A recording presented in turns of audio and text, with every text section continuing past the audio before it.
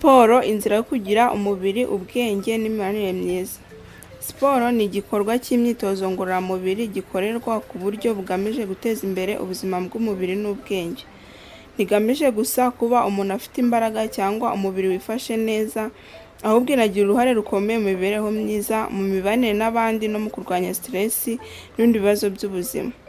Iyo umuntu akora siporo kenshi, atunganya neza umubiri we, arushaho kugira imbaraga, kwihangana no gucunga amarangamutima ye. Nanone siporo ifasha abantu gukorana neza n'abandi, kwigirira icyizere no gukunda gufashanya mu matsinda cyangwa mu mikino y'amakipe. Mu by'ukuri siporo si igikorwa cyo kwishimisha gusa, ahubwo ni umusingi w'ubuzima bwiza, ubwenge bufite intego n'imibanire myiza mu muryango n'ahandi. Bana natwe muri iki kiganiro tugiye kubagezaho. Siporo igabanya stress n'umushiha. Siporo ifasha umubiri kurekura imyuka mibi ihanganye no kugira umunaniro w'umutwe. Iyo ukora imyitozo, umutima uraruhuka, amaraso akagenda neza n'imitsi igakomera mu buryo bwiza.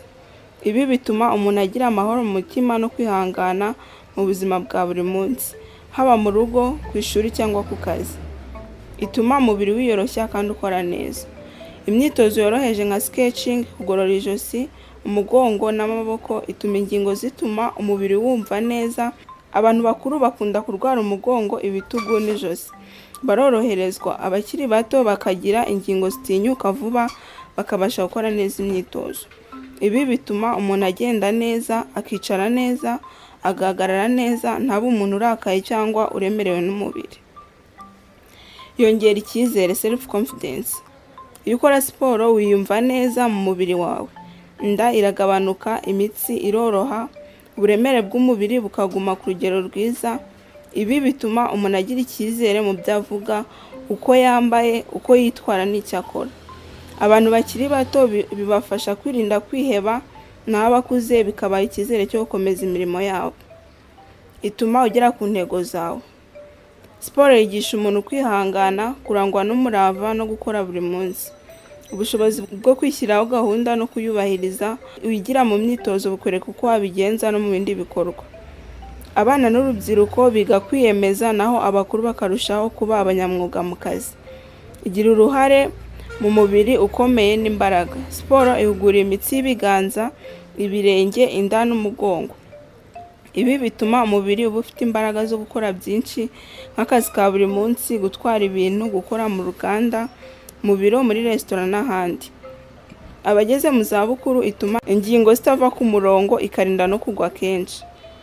Irinda indwara z'imitsi n'umugongo. Umugongo nibwo bwoko bw'indwara ikunze gufata abantu bicara cyangwa bahagaze igihe kirekire. Siporo ifasha kugabanya umunaniro w'amaguru n'amaboko. Ibi bituma umuntu akora akazi ke neza, adatakaza igihe ajya kwa muganga. Irinda indwara z'umutima n'ibinure byinshi. Siporo ituma amaraso atembera neza, igakoresha ingufu z'umubiri, bigabanya ibinure bibi, bigatera indwara z'umutima. Abakiri bato bituma bakura neza, naho abakuru bikabafasha kwirinda indwara ziterwa no kwicara cyane no kudakoresha umubiri. Yongera umunezero, positive mood. Iyo ukora siporo, umubiri urekura hormone zituma umuntu yishima kandi akumva afite agaciro. Bigabanya agahinda gakabije, kwiheba, umunaniro n'ubwigunge. Abana n'urubyiruko bikabafasha kugira imitekerereze myiza, naho abakuru bikabafasha kubaho bishimye no gucisha make. Igufasha kubana neza n'abandi. Siporo ituma umuntu atabaho arakaye, atavugana nabi, atishora amakimbirane, agira impuhwe n'ineza. Ibi byose bituma umuntu yoroha mu bandi, akamenya kumva mugenzi we, kubona umuti w'ibibazo no kubaka umubano mwiza mu muryango, mu kazi no mu baturanyi. Ituma uba umukozi mwiza, ubahirana kandi umutima mwiza.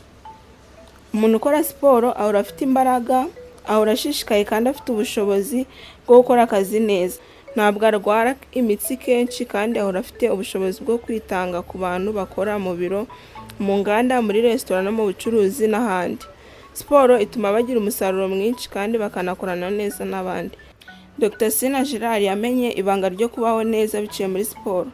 Akangurira cyane urubyiruko n'abageze mu zabukuru, kuko siporo si ukubaka umubiri gusa, ahubwo ifite inyungu nyinshi mu buzima bwa buri munsi. Abakozi bo kwa Sina Gerard Entreprise Urwibutso ndetse n'abafatanyabikorwa bayo bitabira siporo ibera ku musozi wa Tari, niho hava imbaraga, mu guhinga inkeri, inanasi n'amatunda bivamo agashya, urusenda ruvamo akabanga, imizabibu ivamo akarusho.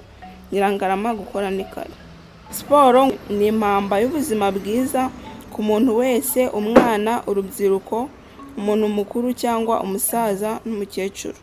Ituma umuntu agira umutima mwiza, umubiri ukomeye, ubwonko bukora neza, imibanire myiza n'abandi, kandi ikamufasha kugera ku ntego z'ubuzima.